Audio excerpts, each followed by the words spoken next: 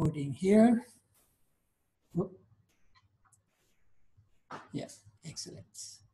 Well, once again, welcome back. And as always, we begin with a little prayer in the name of the Father, the Son, and the Holy Spirit.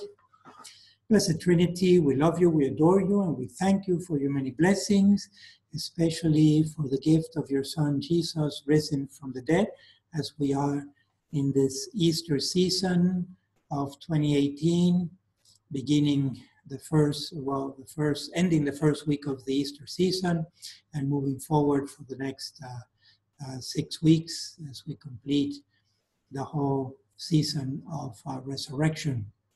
We thank you for your many blessings, and in a very special way, we ask your blessing upon our class today as we deal with issues at the end of life, precisely to put it in the context of the resurrection, that even though death is our necessary activity here on earth and the last activity that we shall be involved in, you have promised us to go through death into eternal life, in a life with a glorified body, in your presence for all eternity. We pray for all your people, especially this time for those who haven't heard about the message of Christ yet, that this message may reach the whole earth, and we may have that conversion of heart and mind to prepare your second coming, Lord.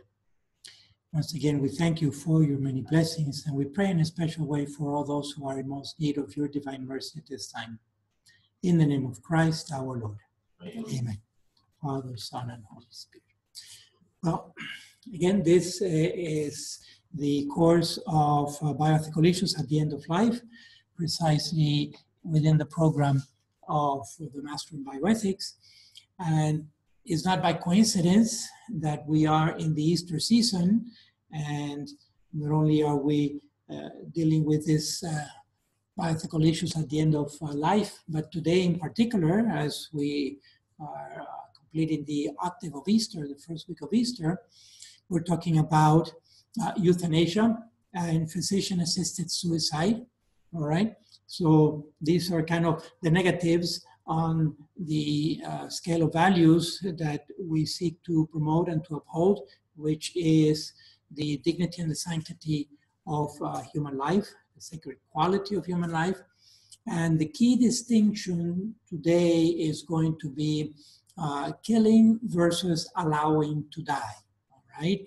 Whereby killing, of course, is not morally acceptable, not ethically acceptable, killing the innocent, and whereas allowing to die is morally acceptable, in fact, actually necessary, because imagine if we did not allow people to die, that would be a big problem, right? And so we have to accept the inevitable, which is that we shall die someday, and therefore we need to allow people to die, but for them to die, for all of us to die in a humane way, in a setting that is as positive and conducive as possible, so that we may have, as we know traditionally, a peaceful death. All right. So before getting into the subject itself, any question or comments from previous lectures? Anything? No? Okay, I've sent out some emails individually at the personal level for people who need to catch up on summaries because, oh yes, so we only have 2 more lectures, this one and next Saturday. So only 2 more lectures, okay? This one, which is heavy duty. And then finally, next Saturday, the final lecture will be basically focusing on the documents that are available for us so that we don't get into messy situations of, especially if we fall unconscious, people don't know what to do with us, okay? And therefore, we're going to be talking about all the different documents and instruments that are available to us to set things clear and straight. And so we'll look at all that next week And the bulk of these documents, by the way, are online for free that we can download from Catholic websites. So they're very useful, really. All right. So euthanasia, and a subset of euthanasia is physician-assisted suicide or physician-assisted death, the two acronyms that are used, PAS or PAD, trying to take away the stigma, right? The negative connotation of suicide. There are also other acronyms that are used and synonyms, for example, aid in death, AID, and then I'll talk more about those as we get into it. Within that context, of course, I'll talk about hospice and palliative care, and to contrast these two, what it means, but this is basically care at the end of life when people are in a terminal situation, either because of old age or because of an illness, a terminal illness or an accident. Then a particular issue about terminal sedation and what is the state of affairs with terminal sedation. Then this crucial distinction between killing or allowing to die. And finally, we're going to look at some case studies that have happened in the United States, especially since the 80s, more or less, which is when the euthanasia movement took much activity in the modern contemporary sense of the word. All right, moving forward then to define the word itself, the etymology of the word, the origin and meaning of the word. Euthanasia is a composite word, a compound word. Thanatos is the root word. Thanatos is the root noun, if you will. It comes from the Greek, which means death, all right? And the prefix eu means true or good. So if we put it together, a true or a good death, eu thanatos, is the original meaning of the word. And this goes back several thousand years, about 2,500 years ago with classical Greece, what was considered a good, true or happy death, eu thanatos. There's also the background of this with regards to Socrates, who took the hemlock, which is a poison, at the end of his trial. And so he has been kind of the person who people cite when they talk about euthanasia and why to try to justify euthanasia. They say, well, Socrates did it, and he was a great philosopher and a great thinker and very wise, and you think you're wiser than him by denying euthanasia. Okay, so it's a very challenging thing. Again, to put it a little bit into context of that time, well, yes, he was, and there was that sequence of Socrates, Plato, and Aristotle, which were three great thinkers of the time in classical Greece, which basically sets philosophy for the Western Hemisphere, all right? Our thinking, our philosophical and theological processes many times are based on classical Greek thought, for sure. And that sequence of three great minds, Socrates, Plato, and Aristotle. However, in the 300, 400, 500 years before the time of Christ, Greece was also a polytheistic culture, religiously speaking. So they were certainly not very clear at all with regards to eternal life and what happens to the soul and the body after death and so forth, okay? So even though they were great thinkers and they provide for us essentially the background, the underpinning, the foundation of Western civilization and Western culture, yet at the level of religion, it was polytheistic, number one, when you think about Greek mythology, and it was very confusing. In fact, if I could dwell on this a little bit, the contrast is very striking to me, how on the one hand, At the rational level, at the level of intellect, they were great thinkers, and also the application of the intellect, which was in mathematics, in physics, in chemistry, in the natural and physical sciences, in astronomy. They were very advanced for their age, for their time, in the application of philosophy through mathematics into physics, to the point of being able to estimate that the world was round, and that even to give an approximate circumference of the world, all right, by measuring shadows and triangulation. It was very interesting. Yet at the level of religion and spirituality, it was very different. The Greek mythology is very complicated, but it's definitely polytheistic, even though there was typically polytheistic religion have a major god, if you will, which was Jupiter. That between the Greek and the Roman, Jupiter and Zeus. But my point is that the gods were very passionate, very impassionate, almost to irrationality, all right?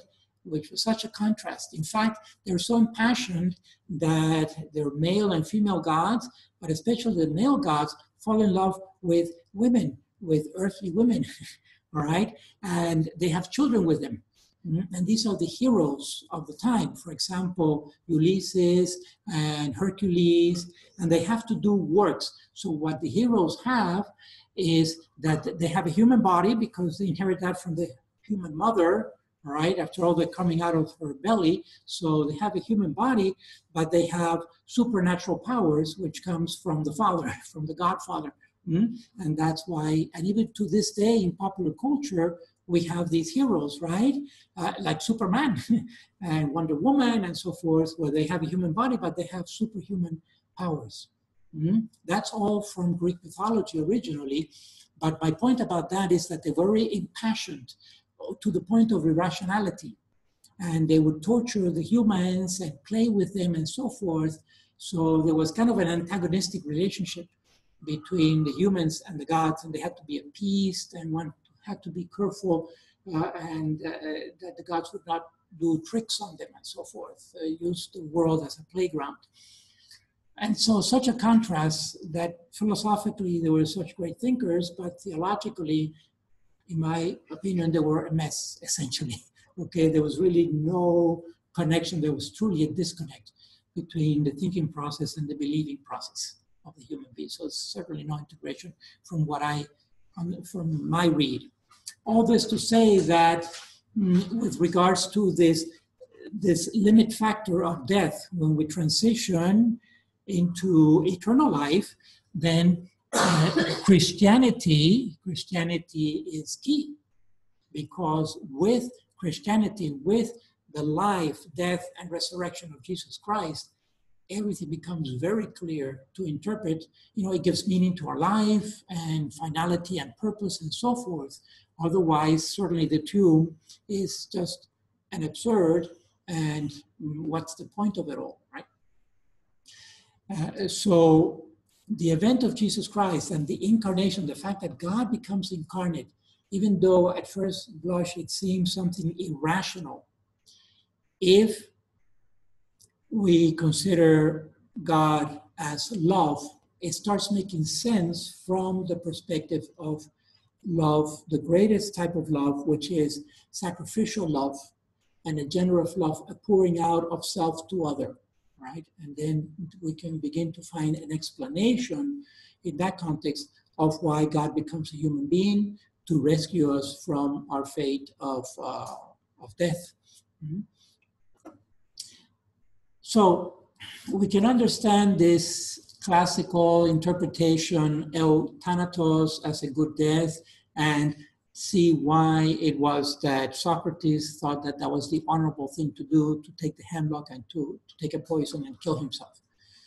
However, for us today, that truly was suicide, all right, which is unacceptable. So historically, euthanasia has been divided into active or passive euthanasia. Active euthanasia, meaning actively killing someone, killing an innocent, sure, to alleviate some kind of a distress, either to themselves or to ourselves. Okay, because sometimes we put people out of our misery and not out of their misery. They are a burden to us, and therefore, some people justify themselves in euthanasia because they can't deal with this overbearing situation of another person. So active euthanasia is actually killing someone else, whereas passive euthanasia is neglecting to provide the basic care for the person. So either by actively providing a poison of sort, it could be chemicals, it could be gas or pills or intravenous fluid, that would be active euthanasia, whereas passive euthanasia is fail to provide nutrition, hydration, shelter, as we spoke about, the basic care for the neurologist, because the individual cannot provide it for herself or for himself. So they are dependent on others. However, today the movement has gone forward, and this terminology is somewhat passé. It's not really used much. We see it in the documents, even in the 80s, as the discussion took on a modern form in contemporary society, particularly even a document from the Church, from the Vatican, the Decree on Euthanasia from 1980. But today, it is defined essentially as causing death as to alleviate suffering. And we're going to get this definition from the Ethical and Religious Directives, the ERDs, of which I gave you a copy this is from part 5, and I need to remind myself to get this document to you by next week. All right, but it's essentially ERDs number paragraph 60 and 61. I have them written out here, spelled out you'll see them in a minute. But basically, causing death so as to alleviate suffering. You see, so causing death implies an action. So there's a killing involved. It's not allowing to die, but it's actually killing. All right. So causing death is killing either by providing the poison or by neglecting the necessary care, the essential care. All right. So both active and passive euthanasia are implied in this causing death.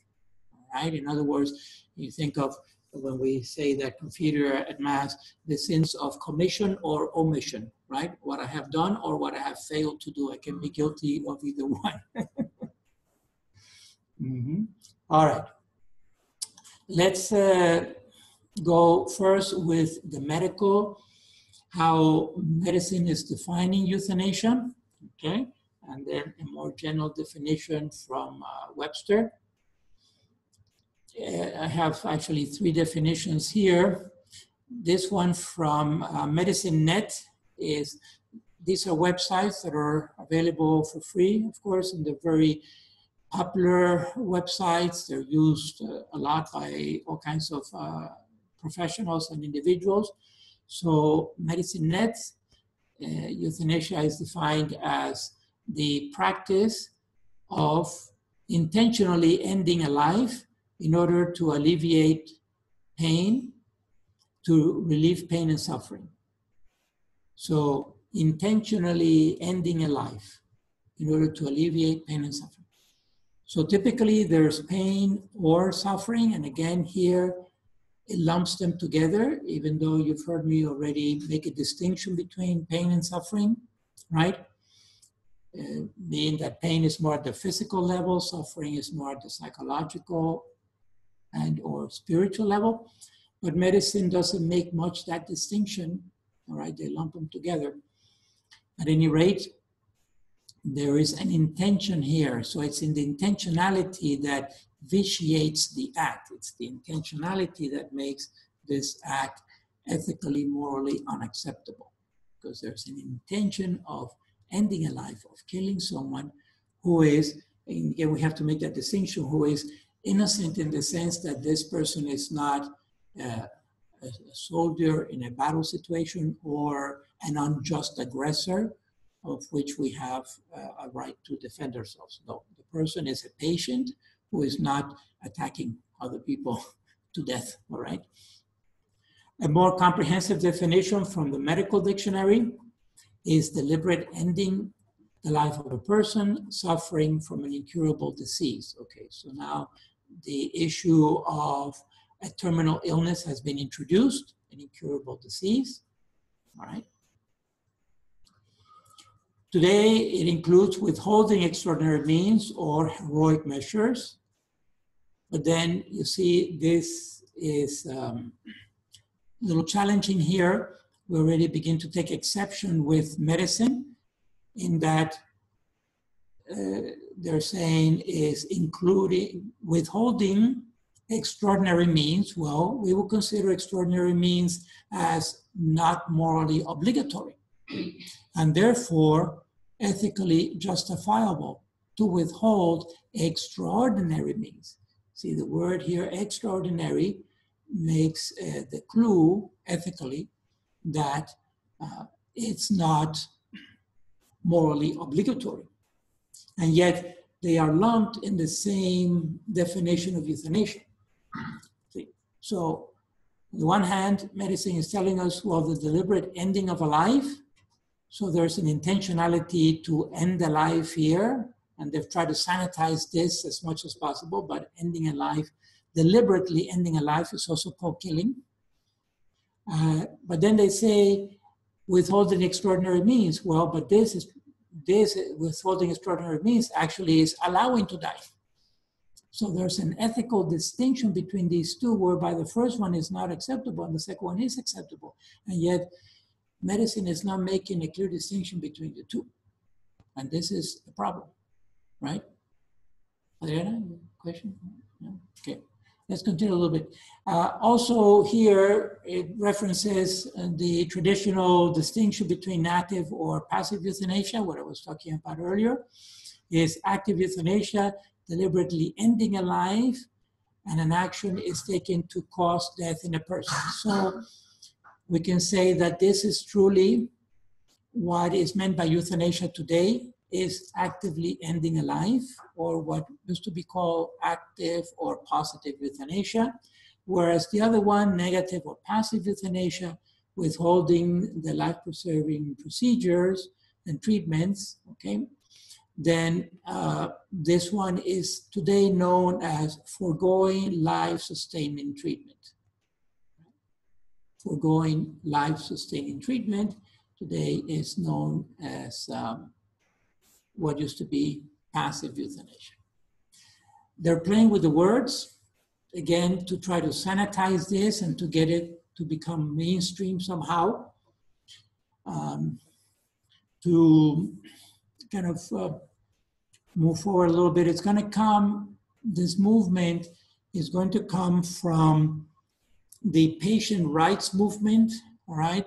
The fact that patients do have rights. For example, there's a whole issue of Hipaa that is protected by law, etc. But interpreted, those patient rights interpreted in an absolute way. In other words, that the patient has the absolute right to determine when they live and when they die. All right, so that the problem here, if I can cut to the chase and go to the bottom line, and then I will elaborate, but basically is interpreting patient rights in an absolute way, that I have absolute control, or I want absolute control of my life, my destiny, and I choose, essentially. I choose the most radical option, which is to kill myself. All right, a more general definition from Webster, which is not a medical dictionary, but it's pretty much probably the most cited dictionary in the world, the Merriam-Webster, okay? The act or practice of killing or permitting the death of hopelessly sick or injured individuals. And this also includes animals, domestic animals. So euthanizing the dog, we say even more softly to put them to sleep. All right, but we know it's a permanent sleep. It's a sleep they're not gonna wake up from. Pets, typically cats, dogs, and sometimes it has to be done for humane reasons because these animals do get old and they do have injuries and they are at least in pain, whether they're suffering or not. It's hard to tell because we cannot get into their psyche, all right? but there are even external signs of pain when animals and pets are in pain, right? They bark, they squeak, they meow, and they crawl, and they hurt. So whereas it is humane to euthanize animals, it's not humane to euthanize humans. Okay, and the distinction precisely because we're God's image and we're not owners of our own life, we're stewards. So, in a relatively painless way, for reasons of mercy, yes. So we know that the intentions are good, if you will, is to alleviate suffering one way or another, even in the Catholic definition, is to alleviate suffering and or pain, yes. And we're not talking about just, a light headache or a pinprick. We're talking about intractable pain that even with medication is hard to control and so forth. Yeah. So the active euthanasia? Yes. So what is known today, what everybody talks about today, is yes. the active one. Yes. Is that the other one? It's like the allowing to die, the one that's passive. Yes. People don't talk about much. Exactly. Whereas it is happening a lot existentially in reality, typically in nursing homes, it is happening a lot, and especially nursing homes that are not necessarily affiliated with the Catholic Church or a religious or a private institution, rather the public nursing homes.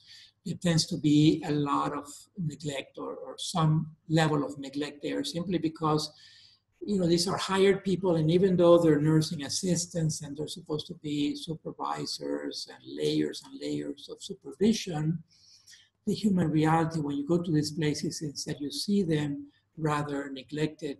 The first impact when you walk into these nursing homes, I'm talking about the ones that are less cared and less monitored, the first impact right away is the smell of urine.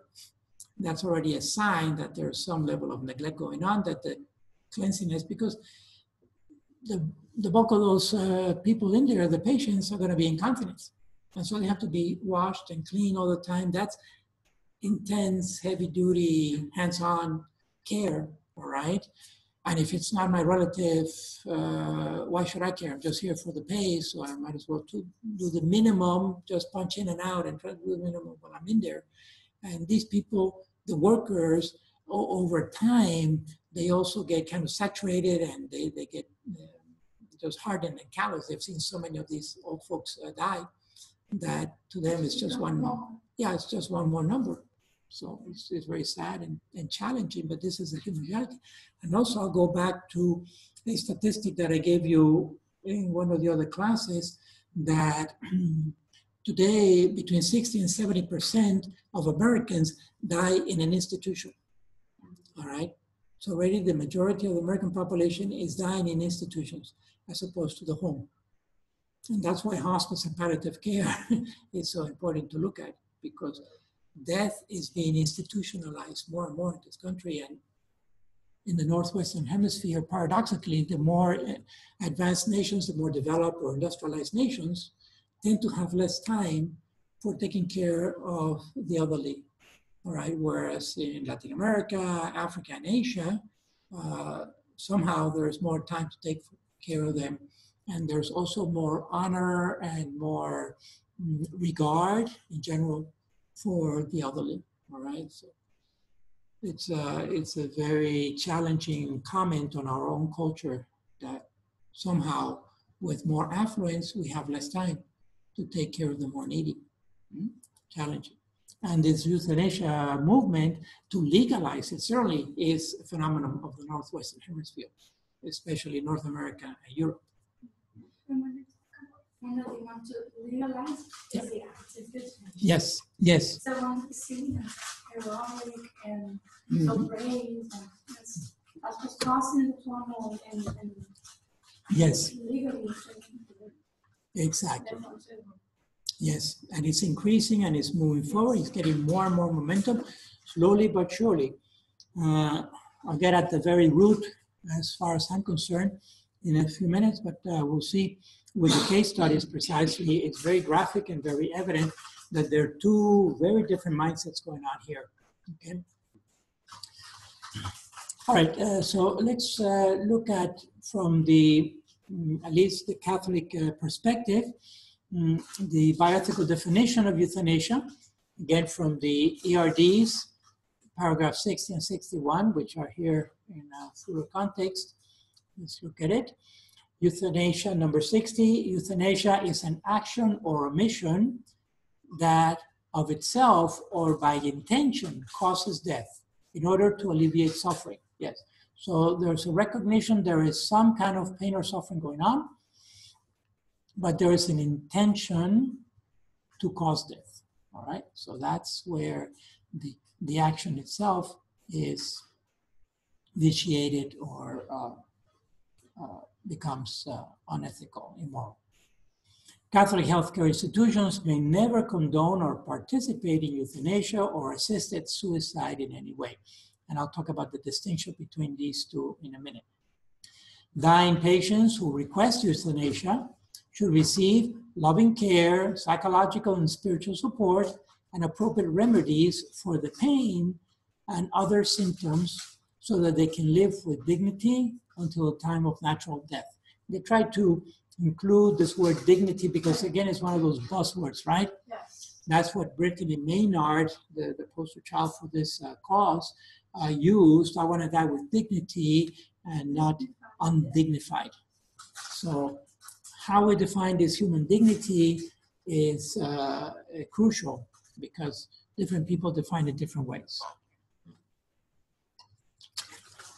Okay, then the following paragraph, 61, patients should be kept as free of pain as possible so that they may die comfortably and with dignity, and in the place where they wish to die. Again, this is a indirect statement, if you will, to try to get people to die where they can be surrounded by loved ones. So if it's easier for the loved ones to have them at home than to take the care to the home, which is basically what hospice does. If the person has no loved ones, at least that can be available for them, then the institution has to take over, right? Which is not really the ideal because they may be treated professionally, if you will, especially in a hospital where there are more controls, but it's not the loved ones, all right? It's not the people we know and whom we love and who love us. All right, since a person has the right to prepare for his or her death, again, you know, the fact that it doesn't just end in the grave, but there is really, this whole life is a preparation for eternal life, then while fully conscious, he or she should not be deprived of consciousness without compelling reason, which means that there are compelling reasons for depriving people of consciousness. Basically, when the pain has become so unbearable that it's actually making the person angry or despair, we don't want that to happen, you know, at the end of life. So it's better to sedate them. Okay? Yeah. Now, medicines capable of alleviating or suppressing pain may be given to a dying person, even if this therapy may indirectly shorten the person's life. See, indirectly means that it's not the proper, it's not the desire is to shorten the person's life. So basically, it's an appeal to the principle of double effect. This medication has morphine, for example, has two effects. The positive effect, it alleviates the pain. The negative effect, it's killing neurons. And in the long term, the patient will die, all right? But hopefully, the underlying cause of death will kill the person first, all right, before the morphine or whatever other medication is being given. So even if the therapy may indirectly shorten a person's life, so long as the intent is not to hasten death, even though death is being hastened, but it's not the intention. It really is a foreseeable but undesirable side effect. Patients experiencing suffering that cannot be alleviated should be helped to appreciate the Christian understanding of redemptive suffering. This is where I think we really have the best contribution to make, but of course, it's very challenging terrain. Okay, we're asking people to step into a terrain where nobody's comfortable there, which is a suffering aspect. In general, what do we see in society? Well, we see essentially an allergy to pain and suffering, all right? And we tolerate and we bear it if it is for a greater good, like getting a degree or getting a better job or more money, whatever. But just pain and suffering for the sake of itself, contemporary society has a lot of difficulty seeing any value in it. For us as Christians, it's totally the other way. We see what we call redemptive value in pain and suffering, okay, when we put it in the context of the faith. And so here we appeal to the Judeo-Christian tradition, which goes back at least 3,000 years, if not more, maybe 4,000. But the point here is that for us, for believers in the Judeo-Christian system, pain and suffering have a redemptive value, which is a mystery, all right? And yet we intuit it because the person who was the only innocent among us, Jesus Christ, suffered for us. He didn't have to do it for himself. He had to pay for no sins. And yet he did it for us. And so in humility, looking at that crucifix, we see the value of pain and suffering as redemptive for ourselves and for the whole world, precisely as La Coronilla, the mercy, the prayer of mercy, which we'll celebrate tomorrow, by the way. It's amazing how it's all fitted into the calendar, right? So this issue of redemptive value is extremely important, is very difficult to sell, especially when the person is already entering pain or suffering. And so it's much better if there's a background to it. And that's why the sooner we introduce religion and spirituality into the dying process, the better, on average, the better a chance that the person will have some benefit and will understand, will be more at peace with their pain or suffering.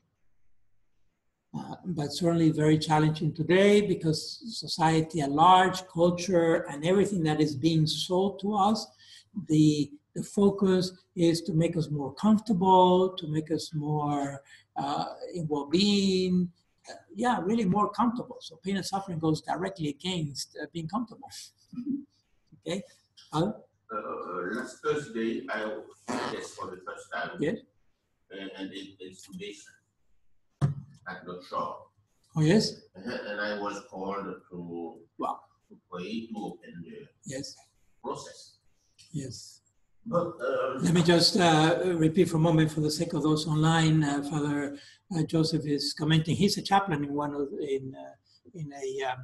a hospice system in town, and he's saying to us today that he witnessed for the first time active euthanasia going on in one of the hospitals in Broward County. Please. Yeah, and all the family was there. Yes. And the one who was going to perform the extubation was there. Yes. Waiting for the priest to give the blessing. Yes. And after that, he just extubated the patient. Yes. So the patient was with a tube, breathing tube. And after that, everybody was allowed to say goodbye to the person. Yes. But they seem to be very coping with that. Yes. They were very at peace with it. Yes. Anyway, I don't think yes. African American and Caucasian yes. See death differently, or differently. Yes. They see death differently. Yes. That was the first time I saw that process. And so, can you give us a little background about the patient? Man or woman was the patient? A man, all right. So he was intubated in the 60s, yes? In the 60s, and he was intubated. He was intubated. Yes. And sedated, I'm sure he was he conscious or? Yeah, he was conscious. He was conscious. He was conscious, yes. And religious background, he was Catholic? He was Christian. Christian, okay. Because when I asked you if he was a Catholic, they yes. said he was Christian, Catholic at a certain time, but he doesn't matter. Right. So probably not practicing too much, but he had been baptized. All right. So he's a member of the mystical body of Christ by virtue of his baptism. It was a Spanish family. I see. Hispanic, yes. Very religious. Uh-huh. You know. Yes. Okay. And so, and what was the? It's a big question. Yes. So what was the diagnosis? You know what was his diagnosis?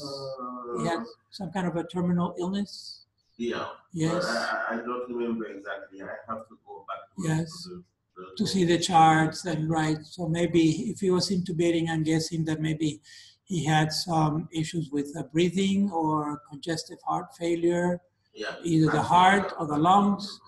He may have a history of a poor heart, right? And his heart was giving out. It could be also that he inherited this in his family, maybe on his father's side, on the male side, but could be typically it's the heart or the lungs if they're intubated, or it could be that they're sedated to the point that they can't breathe anymore. The case that we'll see today was actually a brain tumor. Brain cancer, which was very tragic but real. So yes, and it's a fine line, right? It's a fine line between killing or allowing to die, but it's a real line. So as fine as it is, it's real. Mm-hmm. Once the patient was extubated, yes. Did you see how long he lasted? Exactly. I asked how long he's going to stay alive. Yes. And they said it depends on the patient. On each patient. Some of them died right after immediately, right? And some of them stay longer. It depends on the body, the constitution of the physical strength. I presume, was he giving a sedative or something? Because they're again, they give him something like that. Yes, to suppress the anxiety. Yes, well, the extubation, if he's conscious, it could be painful to extubate, but more will be the anxiety of the shortness of breath, of not being able to breathe.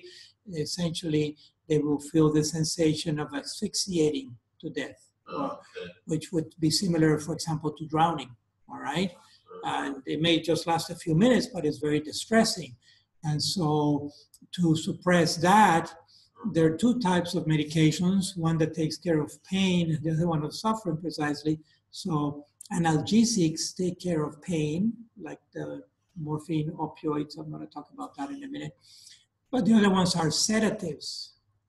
Sedatives are different from analgesics. Sedatives essentially put a person to sleep, literally, to knock them unconscious. You know, it's not trying to manage the pain itself, but actually to make the person unconscious so that they don't feel the distress of shortness of breath. Okay? And those are different types of medications. But so it's a fine line. We'll have to see if perhaps at that point that vent could have become extraordinary means. So maybe it was euthanasia, but maybe not. Maybe the patient was already, like Directive 58 says, right? That he was at the end of his life, he had a terminal illness, and he didn't want to continue living that way because his prognosis was very poor, essentially zero. He had no hope of recovery, all right? If he had no hope of recovery, then perhaps it was not euthanasia, it was allowing to die. So, but the fact that it was not a Catholic hospital is, it could have been either way, okay? Okay. I didn't see it as an act of euthanasia. Mm-hmm. advised extubation Yes, because all the family wanted yes, to extubate the patient. yes. And obviously, if he was conscious, he had to sign consent Yeah. to want this. He was You don't know by any chance what was the setting on the ventilator itself, if the ventilator was 100% or 75% or 50%, you don't know. Because that could tell us something if the vent was very high or very low. In other words, what was doing most of the work, the ventilator or the lungs, right? okay. If the ventilator was doing most of the works, then that was substituting the lungs. But if the ventilator was low, then it was only assisting the lungs. We made that distinction between assisting and substituting, right? So it is subtle. It is really subtle. The line is a fine line, and sometimes it's gray. But I'm trying to make it as clear as possible that there is a real and distinct difference between killing or allowing to die. Most people don't make that distinction. They don't make that distinction, and then that could cause guilt or mislabeling what actually happened. You know. All right, before going forward, I want to make a distinction here between actual euthanasia and physician-assisted suicide. Okay, sometimes they have a little bar. Okay, which is euthanasia is killing someone else. It's about the agent and the person receiving the actions, okay? So euthanasia is killing somebody else, whereas physician-assisted suicide is the patient killing himself or herself, but since they cannot do it themselves, they have the assistance of a doctor, a medical doctor, or the medical profession in general. And that's why it's physician-assisted. But the issue here is that because the patient cannot commit the suicide himself or herself, then this assistance is an essential one in order to achieve the act of killing the person. Then that assistance is essential, okay? So it is formal cooperation, what we say formal cooperation in an evil act, which again, bioethically, from our perspective, is unacceptable, okay? Because it is the formal cooperation of an intrinsically evil act. Unacceptable, not acceptable, correct, yes. Now, so the acronym is again is physician-assisted suicide, PAS, or if they're trying to take the stigma away from the suicide thing, is death, PAD, all right? And there's another one that you see around also. Might as well list them here. Aid in dying, which they just use the acronym AID.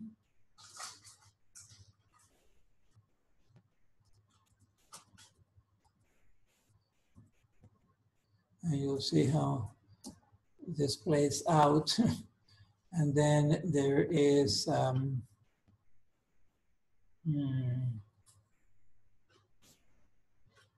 medical aid in dying, which they use the acronym MAID.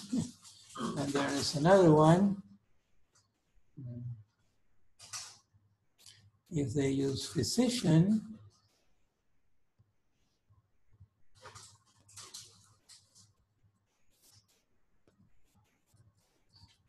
aid in dying, the acronym is going to be PAID. The PAID MAID. All right. So it's kind of emblematic how the acronyms play out. Okay. In Europe, they have what they call exit. Yes, exit, that is from a book, Humphrey's Final Exit, and we'll get to it. Yeah. And that's, the second half of the lecture, that's going to be one of the cases that we'll look at. That was from the Hemlock Society. We'll get there. confused the two, the euthanasia versus Yes. assisted suicide. Yes. Is that one kind of? So euthanasia is the person killing himself or herself. All right. I'm sorry. It's one killing someone else. I'm killing someone else. I'm killing a patient. All right. That's euthanasia. Physician-assisted suicide is the patient is killing himself or herself, but the physician is assisting in that process. The reason for this distinction, it has legal implications, because to this day, at least in the books, euthanasia is illegal in the United States. Euthanasia as such, it's illegal to kill someone else.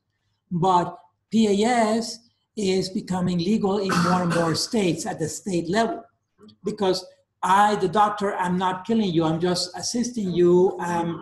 Doing their job. I'm doing my medical job. I'm being a doctor. I'm prescribing medication. It happens that the medication is going to kill you. But, you take it or not take it. Oh, yeah. So I'm giving the medication. I, the doctor, am prescribing the medication. The patient has the option to either take the medication or not take the medication. So if the patient takes the medication, then that's the suicide. Of course, legally, again, how do you prosecute a cadaver? Right? So and that's another argument that has been made for depenalizing suicide, is that you cannot penalize the aggressor. You cannot penalize the offender, right? Because the offender is dead. The offender is also the victim. So these are legalistic arguments, and that's the problem. That law also has its own limits. If we get into just a legalistic mentality, it's like they say with the beginning of life, boy, if you think abortion is so wrong, make it illegal. And they just go, it's legal, therefore, many people think if it's legal, it's ethical.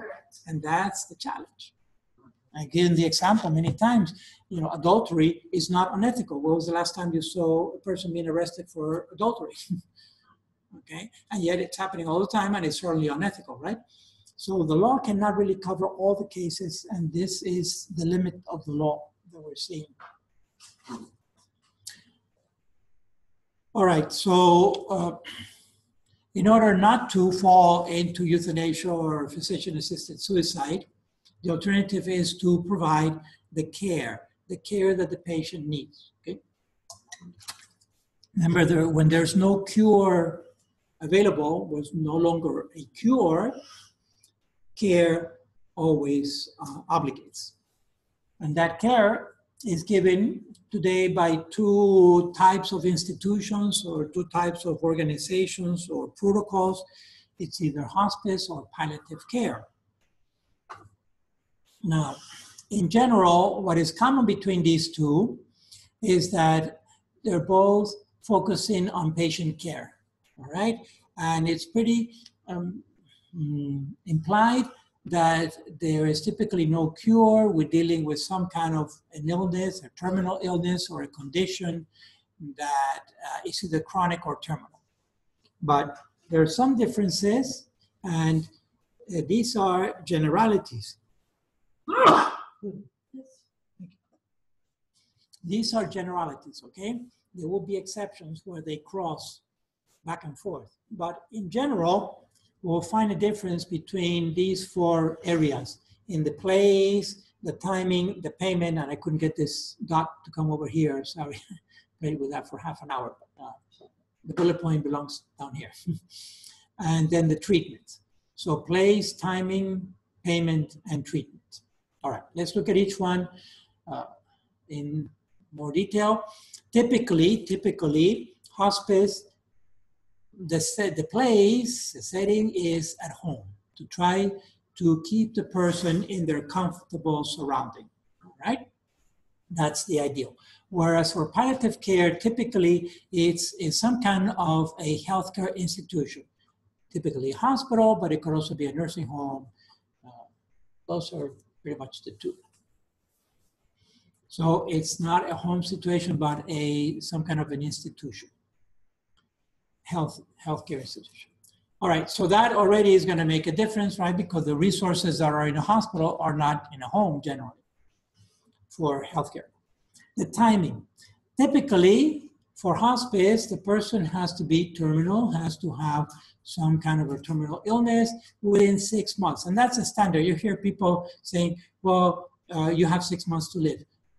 Why, is the doctor all of a sudden has divine inspiration to know exactly when this person is going to die? Okay. There's a story, a joke that I live in a parish nearby, Immaculate Conception in Hialeah. One of the priests there, he's a retired priest, and he's very funny. He's always joking around, and he talks about the patient who goes to the doctor, and of course, the patient has some kind of an illness, a terminal illness, and the doctor says, well, I'm sorry, Joe. They've known each other for many years, they're good friends. Joe, I'm very sorry, but you have this terminal illness, and you have 6 months to live.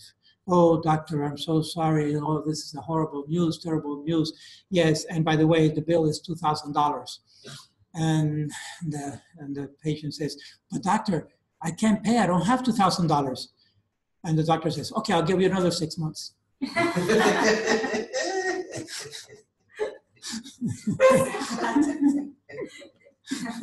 Make sure you pay the bill. Yeah, he has kind of a dark humor. Oh, just make sure you pay that bill. It's so sad. Yeah. Okay. Palliative care. Moment of levity, okay, because this topic is rather depressing. Okay. Palliative care, there's really no specified time for palliative care. The person could have a terminal illness, but the person could also have a chronic condition, but not really terminal, meaning 6 months, all right? Or the year, depending what kind of bill they have to pay. And speaking of payment, hospice is not necessarily covered by all insurances. There are some insurances that don't cover hospice, or if you want hospice care, then it's extra. Okay, the plan needs to increment. Generally, Medicare does pay. If a person qualifies for Medicare, then it does cover hospice. Okay, but it may be, well, yeah, which is the home care. There will be a nurse or a nursing assistant, depending on the level of care that the person needs. Palliative care typically is processed, because it's in a hospital or an institution, then it's processed through the billing of that institution. So generally, it's more covered. Palliative care is more covered in insurance generally, even though it tends to be more expensive simply because it's in an institution which has a much bigger overhead than a home or a house. And finally, the treatment itself. We can say that hospice in general is more hands-off and palliative care is more hands-on. A lot, again, has to do with the setting of where that care is taking place. So the focus for hospice is just to keep the patient comfortable in their dying days or weeks or months. And so there are fewer medications or treatments being given, all right? It's focusing on comfort care. Sometimes even antibiotics can become an issue because for hospice, they have a lot of difficulty administering medications other than just analgesics or sedatives. Whereas in palliative care, some therapies and medications may be available that are prolonging the life if the person is chronic but not terminal, or if the person is terminal, these therapies and medications may actually be prolonging the death. So again, it's a judgment call, and we really have to go patient by patient to be very clear on what principle do you think would kick in here to see if this therapy or medication is actually prolonging life or prolonging death. What tools can you use? I gave you a tool. I gave you some things that you can use to make that distinction. You see what I'm saying? Let's say if the person is chronic, what is a chronic? What is the difference between chronic and terminal? There's no cure. Chronic, there's no cure, but no imminent death necessarily. can have a chronic condition, can have a weak heart, whatever, but the person is not necessarily dying, all right, has a weakness, has some particular weakness. It's chronic. People suffer from chronic headaches, but they don't necessarily die from the headache, all right? And so a chronic condition can be lifelong, basically, there's no cure for it, but it's not necessarily terminal. In other words, the person is not actively dying, exactly, all right? And therefore, so that's the first distinction to be clear on. And then this life-prolonging therapy, well, yeah, because the person may be chronic and not terminal. But if the patient is terminal, has a terminal disease, has a terminal illness, for example, any one of the cancers that is incurable, okay, then are we actually prolonging life or prolonging death? What other principle do you think you can apply to determine if we are prolonging the life or the death of a terminal patient with a particular therapy or medication? Covered it. I know it's been a couple of weeks. You have to ask if it's doing the job of a vital organ. Right, exactly, on the right track. With regard to the vital organs, so is a vital organ have been affected, at least one or more vital organs? Yes, because the patient is on a terminal track. So we assume that it is a vital organ. It's not that they're losing their sight, okay? They're losing their liver, they're losing their kidneys, they're losing their lungs. So there is some terminal illness going on. And then the other distinction, excuse me for a moment, yes? Sí, sí, tranquilo. Muy bien. Sorry about that. All right, so if there's a vital organ involved, at least one vital organ, if not more, because the patient has been diagnosed with a terminal illness. And then the second one is, well, what about this treatment, this therapy, or this med? Are they assisting or substituting the vital organ? You see? And then we can determine if that therapy or med is really prolonging the life or prolonging the death of the individual. All right, so see how it works? It's kind of systematic and not too evident, but if you dig in there, it's there.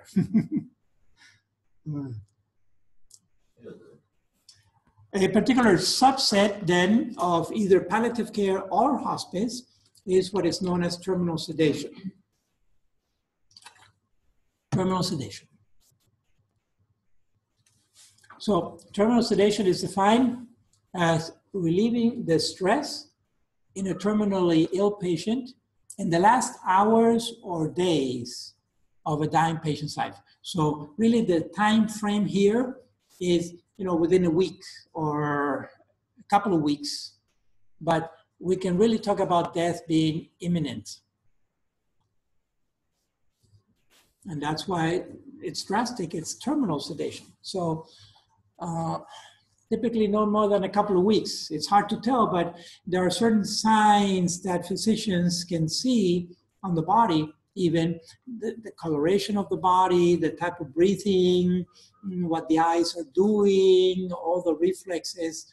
If the person is really shutting down, maybe a matter of hours, days, at maximum 1 or 2 weeks, and typically it's not that long, all right?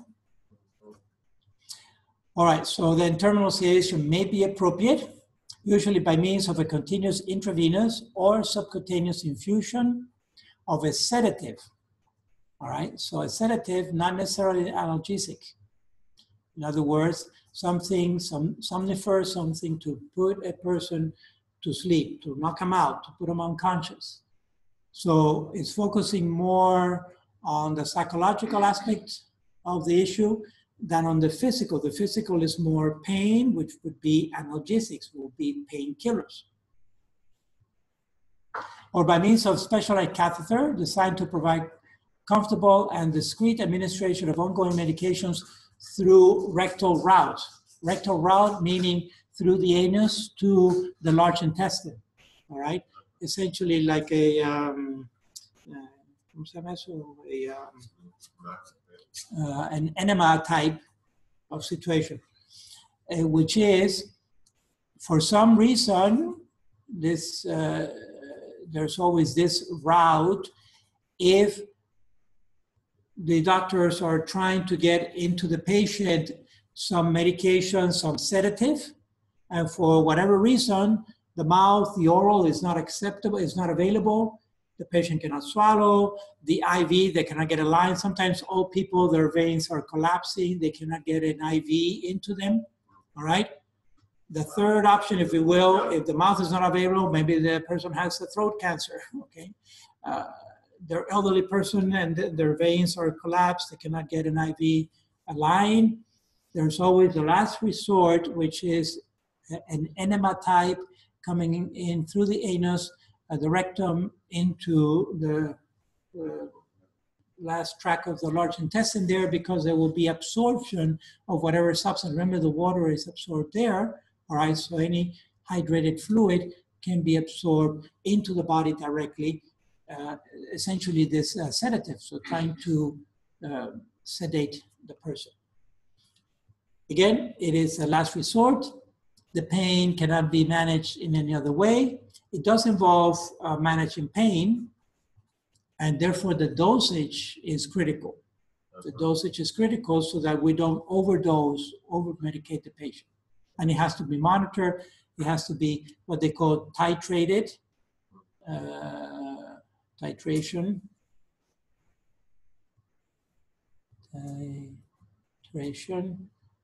which is to calculate and estimate how much morphine, how much sedative the patient needs at each, every hour, every couple hours, etc. The patients are monitored closely when they are on terminal sedation.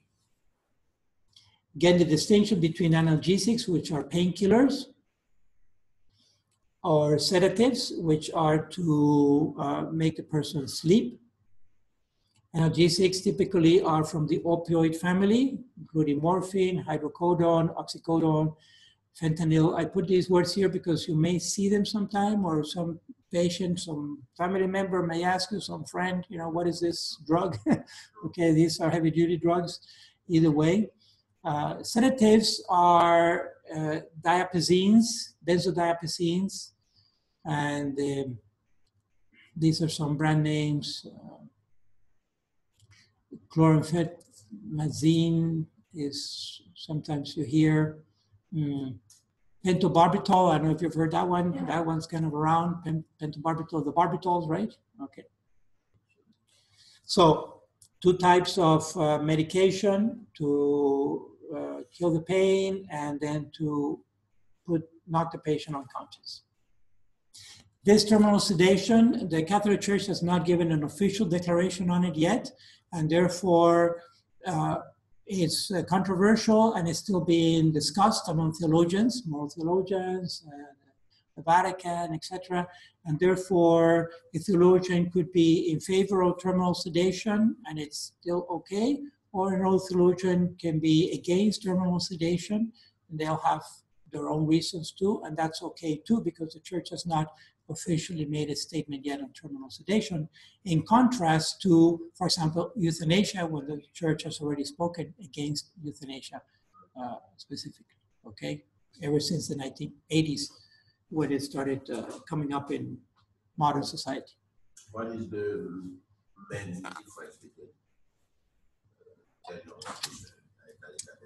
So it comes down to the whole issue of administering these substances, these medications that are very strong medications. They have a drastic effect on the brain. It's irreversible. Basically, the neurons that are killed by the morphine are not going to regenerate, all right? So in the long term, that medication will kill the patient.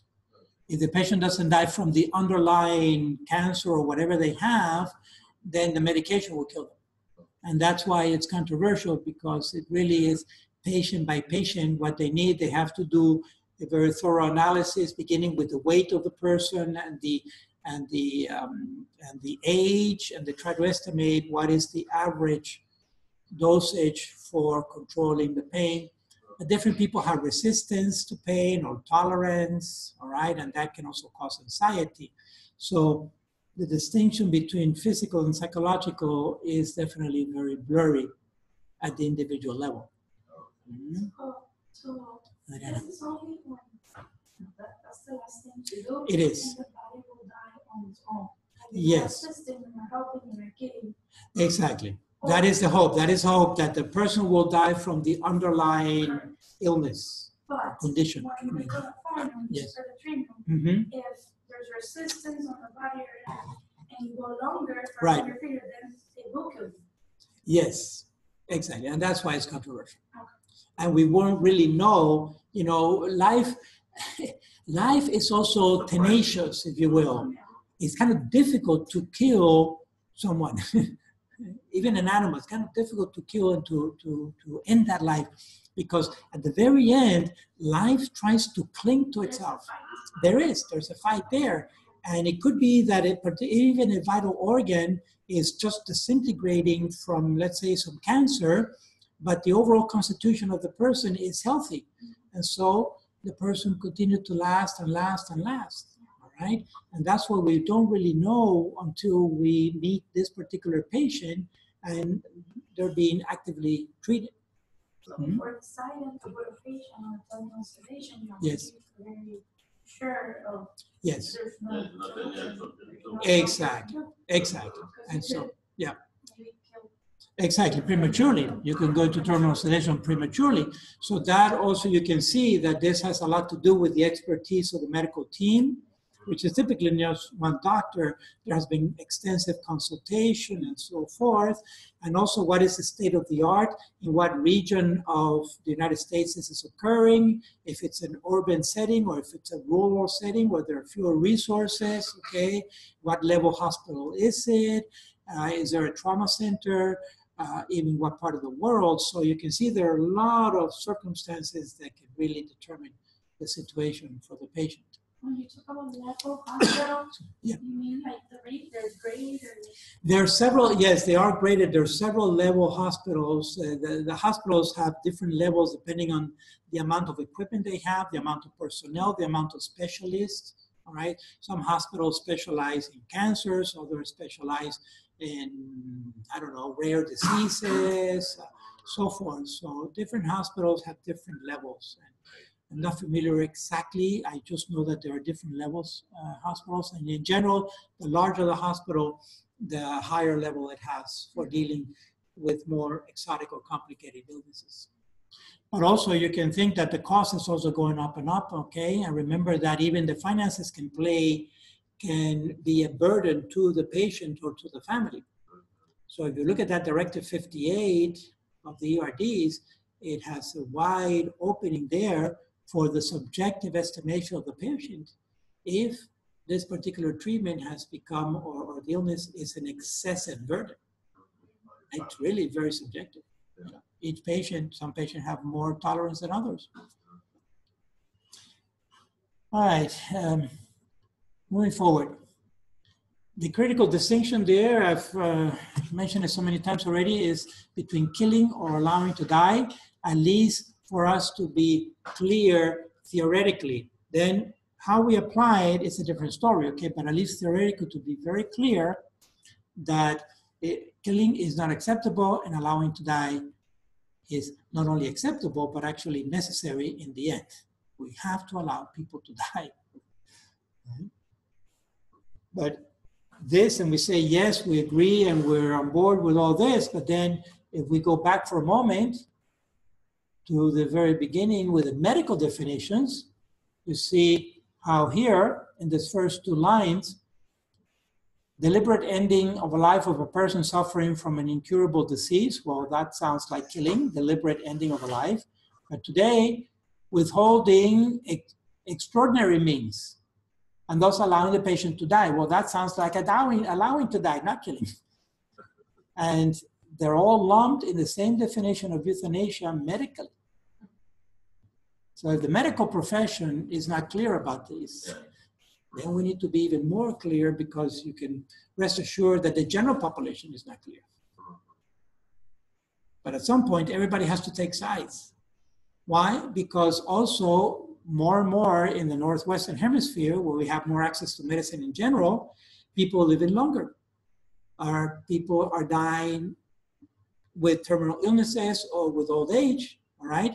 And so in contrast to the beginning of life, where 1 minute before there was no life and now there's life, at the end is this lingering, okay? Where does it go from prolonging life to prolonging death? And the institutional aspect, which also, and the access that we have in general to healthcare, complicates matters at the end. All right. All this to say that in the end, today in society, we find essentially two camps. I really believe that it always comes down to these two camps, whether consciously or not, which are the utilitarian ethics or the principle ethics. Either we live by certain principles whereby we uphold that there is intrinsic evil that should never be done and should always be avoided, or we live by utilitarian mentality where essentially the end justifies the means. And so if the end is good, which is the intention to prevent pain and suffering, then whatever means I use to get there essentially are justifiable. And that's the utilitarian. And again, in my read of society, for having been on this planet for over 6 decades, is which of those two prevails in general society, the general culture? Principle, most people, do you think, live out of principle really, that some things are intrinsically evil should always be avoided? Or do you think that most people subconsciously, just existentially, mechanistically move in a utilitarian ethos, in a utilitarian mentality and culture? Which one do you think is prevalent? Utilitarian, you know. And even subconsciously, they're not really very aware of it, but we all tend to be pragmatic, right? We all tend to be pragmatic. The problem is when pragmatism becomes the only principle that we apply. Then we're just solving problems instead of living a life. Okay, I want to break here unless there are some questions or comments from anyone, the folks online. If there are no questions or comments, I want to take a little break. Okay, and then we'll look at some case studies, including the beginning of the euthanasia movement in our contemporary setting, which happened about almost 4 decades ago now, in the 80s, with the Hemlock Society, which then morphed into Compassionate Choices here in the United States, and Final Exit and all that. All right, so more of this to come. See you in a little while. It's 10:55 now, so maybe about 10-15 minutes, okay? All right, let me pause this. Hopefully it's all good. It was recording. Very good. Okay, resume recording. Okay, folks, welcome back. This is the second part on the lecture on euthanasia and physician-assisted suicide in the course of bioethical issues at the end of human life, the program on bioethics. So we're going to look at some cases now and try to ground this historically in the United States primarily, and we know that it's expanded to other parts of the world, but I'm focusing primarily on United States. All right, first, let's look at the Hemlock Society. This is essentially the American Right to Die movement here in the United States, and assisted suicide. The founder of this movement, the co-founder, are the Humphreys, Derek and Ann Humphrey, and Gerald Laurie, and Faye Gersh. Okay. But mostly Derek Humphrey. Derek Humphrey is the one who wrote that book, Final Exit, that you mentioned earlier, and now this whole exit movement, which is another branching off. But they start a foundation, an organization called the Hemlock Society. Again, kind of being purist, if you will, going to the root, the origin of euthanasia as a good death, trying to appeal to classical philosophy particularly Socrates taking the poison hemlock, which is an extract from a plant, which, by the way, that plant I read is in the carrot family. So what doesn't kill you may heal you. Carrot has a lot of healing properties, but one type of carrot is hemlock. It's very poisonous. All right, it started in 1980 and it went to 2003 with this particular name. And then it morphed and integrated into another group to what is known today as Compassion and Choices, which I'll talk about briefly. So it started in California. Many things start in California as kind of a progressive society. Contraception started there. That's the way it was introduced into the US with the trials that I talked about with Rock and Pincus back in the late 50s to get it approved by the FDA in 1960. No-fault divorce started in California. But paradoxically, Oregon became the first state to legalize PAS, not California. California, the general population resisted, all right? But anyway, it started there, and then they relocated to Oregon in '88 because they were getting traction there in Oregon, legally speaking, to get it legalized. Eventually, in about 20 years later, a little over 20 years later, it was renamed. This Hemlock Society was renamed to End of Life Choices. They wanted to get that key word in there, that politically correct word of I have choices, right? It's my life, it's my choice. So now they're tooling their name to do the language engineering to move their message.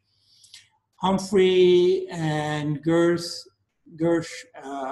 then found another one, another society called the Final Exit Network, Final Exit, based on the book that Humphrey wrote, Derek Humphrey, called Final Exit. That was a year later. And then 3 years after that, they merged with another group that was called Compassion in Dying, a federation, meaning that they were at the national level. All right, so it's going from a region, namely the West Coast of the United States, to now a national effort to move this issue forward of essentially legalizing euthanasia, or at least for now, physician-assisted suicide, okay, PAS, PAD. So when they do the merge between Final Exit and, End of Life Choices and Compassion in Dying, the two keywords that survived were compassion and choices. All right? So again, buzzwords that mean a lot to people, and yes, everybody wants to be known as a compassionate person, and everybody wants to have their choices respected, and therefore Compassion and Choices is the current group that is pushing this at the national level. And let me tell you, they're pretty influential. They've got already 8 states to come on board on it. All right? It's an increasing phenomenon. And that number is, in my mind, not going to go down anytime soon. It's rather predictably is going to increase. I'm talking about the number of states that are legalizing PAS.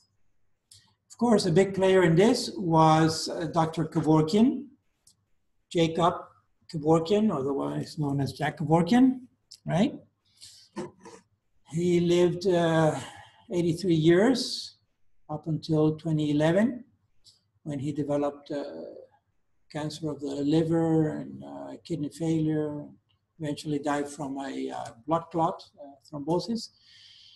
But he was known in the popular media as Dr. Death. Okay, he was pretty extreme. Did you people hear that? Have you heard that name before? No? Kevorkian? Oh my goodness, I'm dating myself.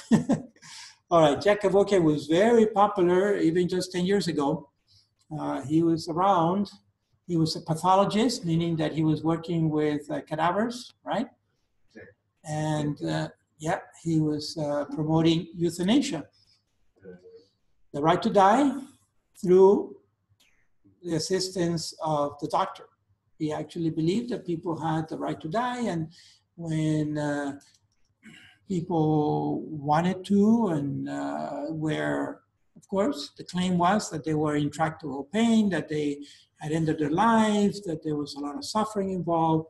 So the doctor is doing a good thing by assisting. That would be good medicine, and assisting these people in their dying, all right? So that it would be a humane killing instead of having to jump off a bridge or whoever knows what. Let's do it medically so that the person can go smoothly and without much distress.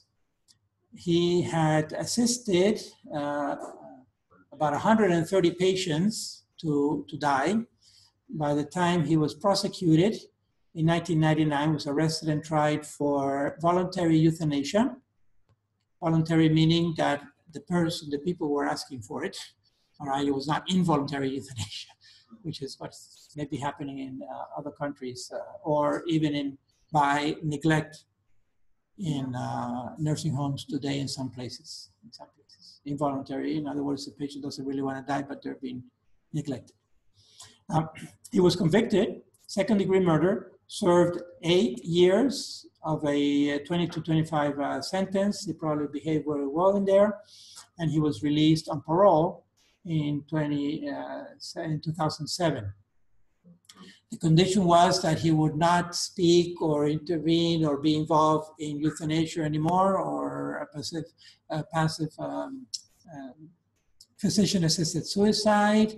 That was the condition, but he continued to do all that. However, he was not retried. He even invented a killing machine. What do you call it? He called it a Thanatos. He had a name for it. You can see it's a drip system, essentially. A combination of medications. First, there's a sedative, and then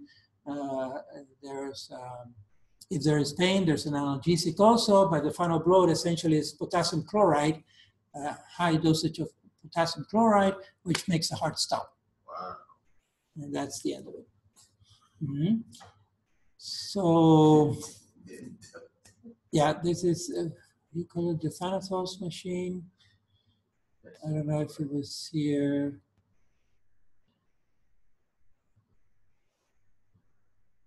At one point, he had it online and everything, and he was showing people how to build it, all this. Eventually, autopsies were done on the people that he had assisted in killing, and a number of them didn't even have a disease. Some were depressed or had a history of mental issues, right? He himself had said that people should be evaluated by a psychiatrist or have some kind of psychological evaluation if they ask for mercy killing. But then he didn't follow through, in the sense that he accepted patients even without that psychiatric evaluation, all right? And so it was a problem. He was way far out there, just essentially providing killing for people who were asking for it. If they asked hard enough, he would oblige. Eventually, he developed liver cancer, probably from hepatitis C. At some point, he may have gotten infected. And he had problems. He had been having problems with his kidneys for many years already, but developed pneumonia. And finally, there was a clot that developed, went to his heart, and killed him. So kind of ironical that he died from a thrombosis, blood clot to the lung. But he lived to be 80 years old, 83 years old, and he pushed this movement forward big time. He gave it some kind of medical legitimacy by being a doctor himself, okay? So in the medical profession, he kind of divided the waters into pro and con. But at that time, definitely was illegal, and he actually was convicted of second-degree murder. Then there's the other case of Brittany Maynard. This one, yes. See, the young people, they know about Brittany Maynard. For the old people, we know about Jack Kevorkian. The times change. So let's look at the case of Brittany Maynard for a moment. These are just photos that I pulled from the internet. She was born in 1984 and died, killed herself in 14, just under 30 years of age. She was 29 years old. And 2 years prior to her death, she had married. She married Daniel Diaz, Danny Diaz. They didn't have any children. They said that they wanted to have children, but they didn't have any yet. She did have a dog that she was very fond of, and many pictures have her and the husband walking with the dog. She was very active, lively, young person. She had a master's degree, I think, in psychology or counseling. They lived in California, and all of a sudden she started having headaches, strong headaches, and she was diagnosed with cancer, a particular type of cancer that is very aggressive and rare. Typically occurs in older people and people who have been exposed to UV to the brain or X-rays, things like that.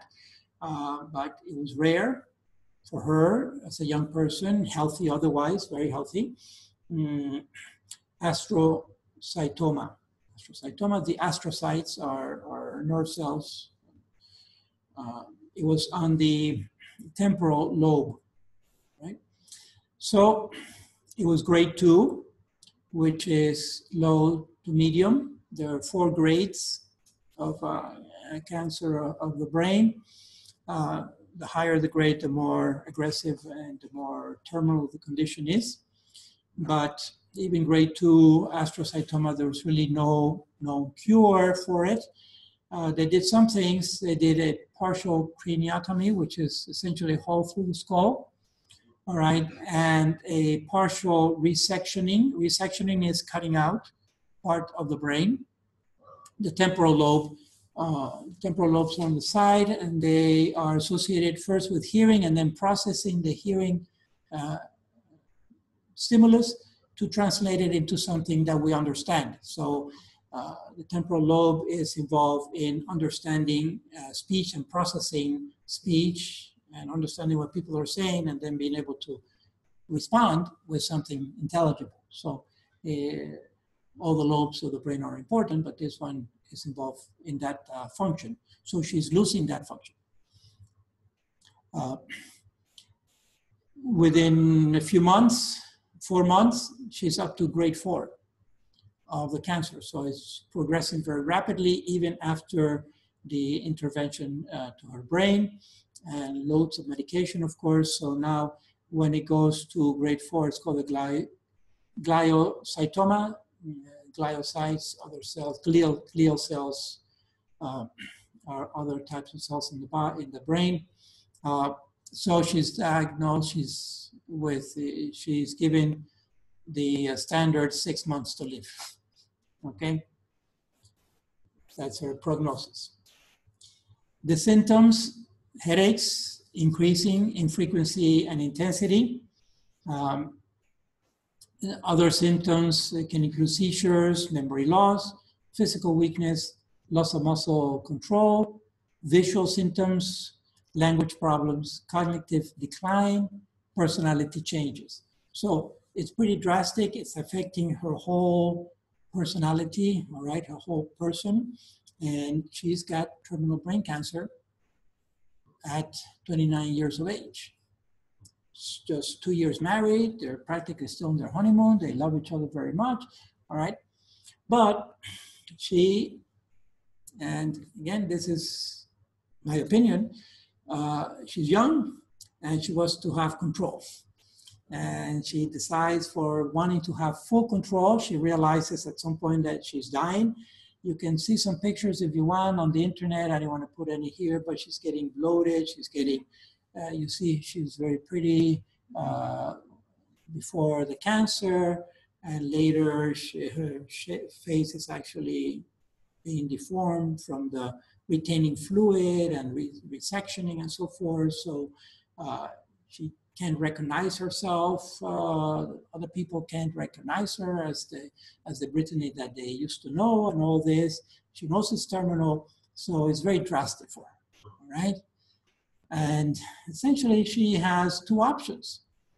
Either she takes the suffering and offers it up, tries to find some meaning to that suffering, knowing with the prospect that she's going to be sedated at some point and go through the terminal sedation process, where she's going to lose control, and heaven knows how long she'll last in that state until she actually finally dies from the progression of the cancer. Or the other alternative is, I want to end it all, and I want to be in absolute control, and I want to say when I die. Because that, to me, in my interpretation, that the other way is undignified. To me, as a young person, fully alive, with all this prospect of living around me, and all of a sudden, all that has been taken from me. So what the cancer is not going to take from me is my death. I'm going to be in charge of my death. So I'm going to beat the cancer by beating the cancer to the punch, to the death. And this is just me speculating, but I can see these things going through the mind of a young person or even an old person. She didn't ask for the cancer, but she's not going to allow the cancer to triumph. Okay?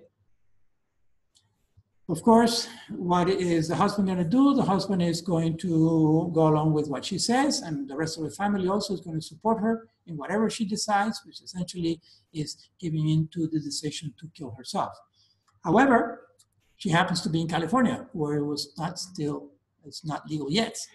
All right, so that presents a technical difficulty for her because she cannot get the prescription. She cannot get a doctor to legally prescribe the death dosage. Because they don't want to get arrested, and therefore they end up moving to Oregon, which is, there are 3 states in the West Coast, in contrast to the East Coast that is full of states. There are only 3 big ones over there: California, Oregon, small, and then Washington State, again, a big state on the West Coast. Oregon had already legalized it. I think in the 90s, it was the first state to legalize physician-assisted suicide. Right? So she moves to Oregon. And she also partners with Compassionate Choices because they're opportunistic, they're in Oregon, and here's our poster child. And so she becomes the poster child for them, and they make a foundation, the Brittany Maynard Fund, for the money to come in and for the propaganda to go out nationally and to try to legalize aid in dying. Here's aid in dying in states where it is now illegal.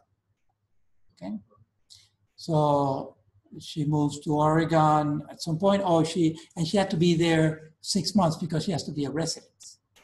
Again, another legal technicality in order for a doctor in Oregon to prescribe you the legal dosage. It can be prescribed legally. They have passed physician-assisted suicide, but it has to be a resident of the state, not just a visitor, not just someone passing by, right? And therefore, she has to obtain legal residency, and to obtain legal residency, that's pretty standard in most states. As far as I know, you have to actually live there with a physical address and prove that you're living in the state for 6 months. Like show the water bill or the electric bill or something. All right, so she did that, and therefore it wasn't up until November that she could actually take the legal dosage, which she did. Okay. I was reading here. Yep. It's funny when you Google her name and Wikipedia tells you that when she was born and died, yep. Spouse's name, parents, and it says cause of death, brain tumor. Yes, that's right. And I read that specifically in Oregon, they don't put PAS as a cause of death, all right? Or they don't put suicide. They put the underlying, whatever it is that the person had for asking for the suicide, all right, for the help, That's the underlying organic, biological, physiological cause. That's what the in my opinion, is dishonest, you know, because she beat the brain cancer to the punch, you know. But that's what we have today. That's what's been manipulated out there, and that's what we have today. Okay, and so here is this fund that is active today, 10 years later, almost 5 years later, and is being promoted by Compassionate Choices. So it's a national organization that is politically correct, right? Is pushing the issue very strongly, and they're specialists in blurring the distinction between killing and allowing to die. That's their specialty, is to blur that distinction. Is it a kind of hypocrisy? Or yes, the obligation not to reveal something about the patient? Well, so you have, yes, there is Hipaa, and so maybe the state, the coroner, or whoever determines these laws in the state of Oregon is appealing to the Hipaa Act, that they don't want to state officially in a document that the patient killed herself. Yeah. Okay, because of Hipaa Confidentiality. Just like certain diseases are federally protected diseases, like for example, HIV, you know, because of the stigma of, at least at one point in time, of how the patient got HIV either by homosexual act or by drug abuse. Okay, and therefore HIPAA may say, well, you cannot reveal that, but she had to die of something. Yeah, but in each hospital we have to sign this. The declaration of death, exactly. What is the cause of death? Right? Yeah. All right, so finally what do we have is that an increasing number of states have legalized it. Some form of physician-assisted suicide, some by popular vote. In other words, it has been on the ballot at an election time, and it has passed by, in fact, excuse me, a narrow margin. I think Oregon was 49 to 51%, so it was just 1% off. And the numbers were in the hundreds of thousands, or maybe tens of thousands, not even millions of voters. So it passed by a narrow margin, but it passed. And it was 94, and that was the first state to capitulate to PAS. Since then, an increasing number of states, like I said, less than a year later, in September of 2015, California approved it. Exactly, they felt kind of embarrassing that Brittany and Daniel had to go to the other state, across the state, to have this medical service available. And how we Californians who are so progressive not have it. And so certainly they rammed it through legislation and it passed. All right, so now I just list them alphabetically, not in order, in chronological order. So Oregon was the first one, right? Oregon was the first one in 94. You see, now it's up to 8. The last one was Hawaii. I think it was just this year that it passed. Okay. DC is still Washington? Or? So Yes. the Washington, D.C., correct, which is technically not a state, 2018. All right. This is Washington, D.C., which is a district, is not a state, all right? Oh, okay. It's just, again, a legal technicality, but Washington, D.C. has legalized physician-assisted suicide, also, some form of it. Different states have different restrictions on it. And in Montana, it's more controversial in the sense that the Constitution, the Montana Constitution, does not disallow it, but apparently there's no explicit legislation on it. It's just that if physicians do it, they're not prosecuted.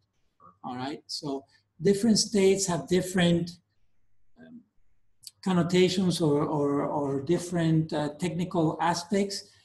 But the bottom line is that in these 8 states now, 8 states, a patient, if they try hard enough, they can get assistance for killing themselves legally, without prosecution. What about in Florida? What is the... Now, in addition to these 8 states that have legalized it already, out of the 50 states, well, 7 states and 1 district, there are about anywhere between 1 and 2 dozen other states, so it's a total of 50 states, right? Anywhere between 1 and 2 dozen states that have an active legislation that is working on this through the legislation. It has come up and it hasn't passed 1 year, so then bring it back next year. Florida is one of those states that is actively in the legislation that, in other words, Compassion and Choices is trying to pass it in Florida also, and other states. Some states more than others, okay? For now, we have a particular advantage in Florida in that we have precisely the case of Terri Schiavo. And because that case, as we saw last time, was so messy and so convoluted, and it got the legislature involved, and it got the governor involved, and then it got the federal government involved, and it even went to the Vatican back and forth. It got so much horrible publicity that no legislature wants to touch it, because it's like literally political suicide, ironically, and pardon the pun, okay? But it's political suicide to try to promote this because no politician wants to get into it. No state politician wants to have a rehash of Terri Schiavo, you know? It is extremely complicated, and so it's kind of sad to say, but if there was a silver lining to what happened to Terri Schiavo, is that for now is holding PAS at bay away from Tallahassee, from the legislature, because no politician wants to touch it. Okay, so what's the other alternative? The other alternative is for Compassion and Choices to put it on the ballot, on the popular ballot, to bring it to the population, 18 or 20 million, whatever million we are in the state of Florida, okay? And that is a very challenging thing because it requires an extreme effort. We tried to put an issue on the ballot many years ago when there was a group that was trying to get $200 million for stem cell research, for embryonic stem cell research, human embryonic stem cell research here in the state of Florida, a group from Palm Beach, and we tried to stop them by a counter ballot. So they wanted to have a ballot, a popular vote, and we tried to counterbalance it with a counter ballot that said that no state money, no taxes would be used for doing research for embryo experimentation. And we needed hundreds of thousands of signatures to be able to get it on the ballot, all right? And it was a huge amount of signatures that we needed, also because the state had opted from a simple majority, which simple majority, talk about statistics a little bit. Simple majority is 50%, it's not 51%, okay? Simple majority is 50% plus 1 vote. All right, so if you think of, for example, let's think of 1,000 people. Let's keep it simple, 1,000 people. What's 50% of 1,000 people? 500, all right? Okay, so 51% is of 1,000 is what? 510, 51%, right? Is 510 people. But simple majority is 50% plus 1 person. So is 51 persons. So if you don't have the other 9, the other 9 persons will make it 51%, all right? But 50% plus 1 vote is a simpler bar. It's just the minimum majority, the bare minimum majority. You cannot divide it any smaller than that because you cannot have half a vote. You know, it cannot be half a person. When you up those numbers into the hundreds of thousands or into the millions, it makes a big difference between simple majority or 51%. Okay, so I'm just trying to say that 51% is not simple majority. Simple majority is simpler than that. Anyway, the standard was to get on the ballot was simply a simple majority to get the issue passed in the state of Florida. But now the legislature has upped that bar for popular ballots to 2/3 majority, which is 66% or 67%, which is a much higher standard. The bar went up. Now you need to have many more hundreds of thousands of people voting in favor of that to pass it. All right, so the chances are more slim. Anyway, we've desisted from the whole process.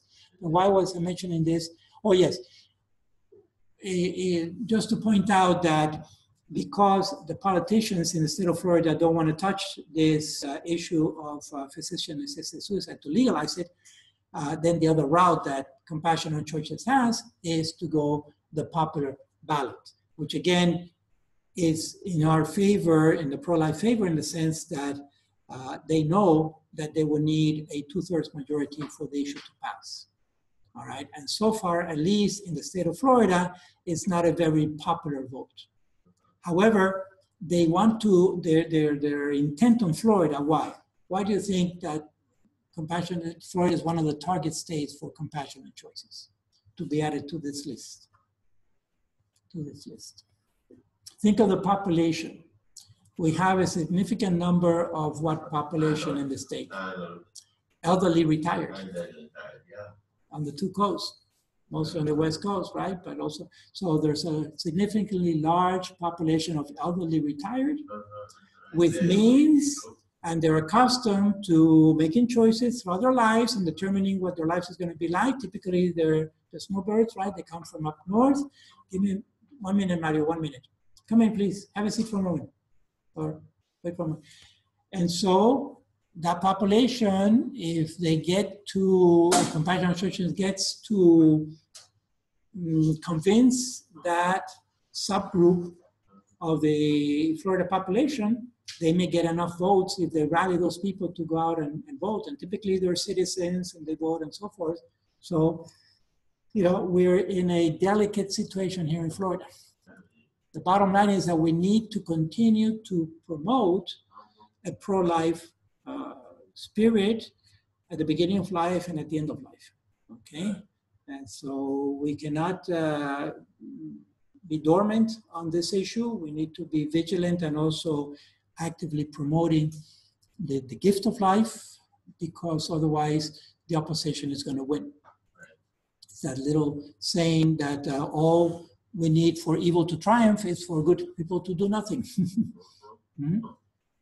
And while I'm on sayings, I'm going to end it up on one last saying. Life is not a problem to be solved, but a mystery to be lived. Now, there's irony in so much of life, okay? Even the Gospel of John is very ironic as it describes the life of Jesus. This saying, I've tried to look up who actually said it. I thought it was Joseph Sobran, who was a philosopher years ago, because that's where I read it first. In an article he wrote in a magazine, in a journal called the Human Life Review many years ago. But no, it's attributed to either Nietzsche or Kierkegaard.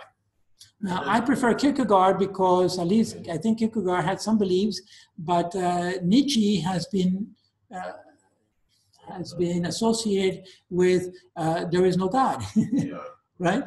That God is dead, the God is dead culture.